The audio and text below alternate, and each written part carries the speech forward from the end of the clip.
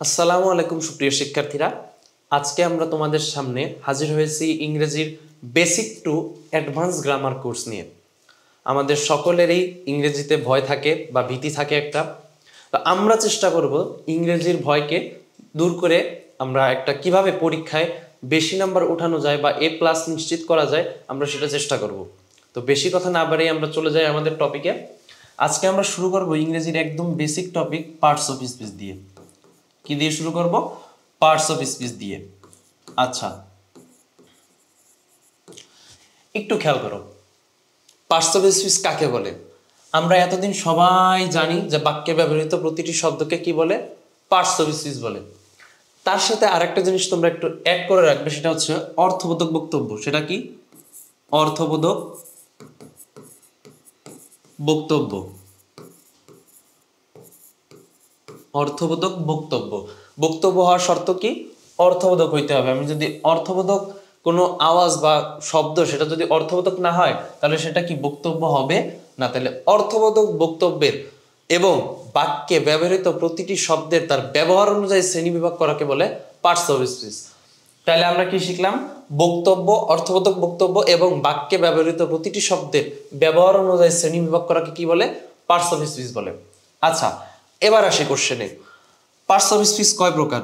আমি জানি তোমরা এতক্ষণে জবাব করে ফেলেছো বা অ্যান্সার করে ফেলেছো, 8 প্রকার, তাই না? তবে দুঃখের সাথে জানানো যাচ্ছে যে বর্তমানে পার্টস অফ স্পিচ আর 8 প্রকার নেই। বর্তমানে পার্টস অফ স্পিচ কয় প্রকার নেই? 8 প্রকার নেই। বর্তমানে পার্টস অফ স্পিচ 9 প্রকার। বর্তমানে পার্টস অফ স্পিচ কয় প্রকার? 9 প্রকার। এবং এটা আছে তোমার অক্সফোর্ড ডিকশনারি। অক্সফোর্ড ডিকশনারিতে যাবা, যে তুমি সার্চ করবা যে পার্টস অফ স্পিচ বা kind of parts of speech, ওটা দেখাবে সরাসরি 9 প্রকার।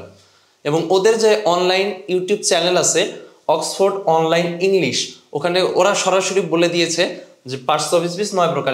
এবং এই 9 নাম্বার পার্টস অফ স্পিচ হচ্ছে determiner. 9 number parts of speech কি? ডিটারমিনার। এই ডিটারমিনার আগে ছিল অ্যাডজেক্টিভের মধ্যে। এই ডিটারমিনার কোথায় ছিল আগে? অ্যাডজেক্টিভের মধ্যে। বর্তমানে এটা অ্যাডজেক্টিভ থেকে আলাদা হয়ে গিয়েছে এবং নিজে কি স্বতন্ত্র একটা পার্টস অফ স্পিচ হয়ে গিয়েছে। বুঝতে পেরেছো ব্যাপারটা? আচ্ছা, এবার আমরা পার্টস অফ স্পিচের জাস্ট কয়েকটা উদাহরণ লিখবো। এই উদাহরণের মাধ্যমে ইনশাল্লাহ আমাদের পার্টস অফ স্পিচ টপিকটার এখানেই ইতি টানবো। এরপরে যে পার্টস অফ স্পিচ কোনটা কোন পার্টস অফ স্পিচ আমাদের সমস্যা হয় না, ওইটা আমরা টপিকের মাঝখানেই শিখে যাবো ইনশাল্লাহ। আচ্ছা দেখো, আমি একটা সেন্টেন্স লিখি। Yummy Nafisa makes tea and coffee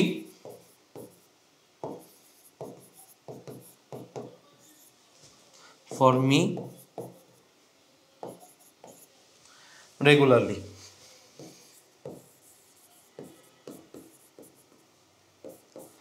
দেখো প্রথম অর্ডারটি একটু খেয়াল করো। ইয়াম্মি, ইয়াম্মি একটা আবেগ বোঝাইছে না? এটা হচ্ছে ইন্টারজেকশন। এটা কি? ইন্টারজেকশন। আচ্ছা, এরপর দেখো নাফিসা একটা নাম বোঝাইছে না? এটা হচ্ছে নাউন। এটা কি? নাউন। এরপরে দেখো এখানে মেক্স হবে। এই মেক্সটা কি? একটা ভার্ব। এরপরে টিটা কি? টিটা একটা নাউন। নাম যেহেতু বোঝাইছে, এটা কি? নাউন। এরপরে এনটা কি? এই দুইটা নাউনকে যোগ করছে। দেখো এখানে কফি আর একটা নাউন, কফি কি? আর একটা নাউন। তো দুইটা নাউনকে এ যোগ করছে, এ হচ্ছে কনজাংশন। এ কি? কনজাংশন। দেখো মি একটা প্রোনাউন। মি কি? প্রোনাউন। এর পূর্বে একে যে যুক্ত করছে সেটা হচ্ছে প্রিপোজিশন। এটা কি? প্রিপোজিশন। তাহলে ফর একটা কি? প্রিপোজিশন। এবং লাস্টে যে রেগুলারলি বলছি না, এ লয় আছে, তার মানে এ কি? অ্যাডভার্ব। এ কি? অ্যাডভার্ব। এবং তুমি যদি খেয়াল করো এই বাক্যের ভিতরে সবগুলা পার্টস অফ স্পিচই আছে।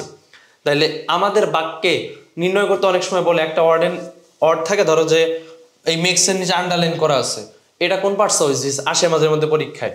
এই যে এই নির্ণয় করাটা আমরা আলাদা আলাদাভাবে টপিকের ভিতরে শিখবো। যেমন নাউনের ভিতরে শিখবো কিভাবে আমরা নাউনকে চিনতে পারবো, আমরা ভার্বের ভিতরে শিখবো কিভাবে আমরা ভার্বকে চিনতে পারবো, প্রোনাউনের ভিতরে শিখবো কিভাবে আমরা প্রোনাউনকে চিনতে পারবো। আচ্ছা, আশা করি তোমরা এই টপিকটা বুঝতে পেরেছো। আমরা আমাদের নেক্সট টপিকে তোমাদের সাথে দেখা হচ্ছে ইনশাল্লাহ।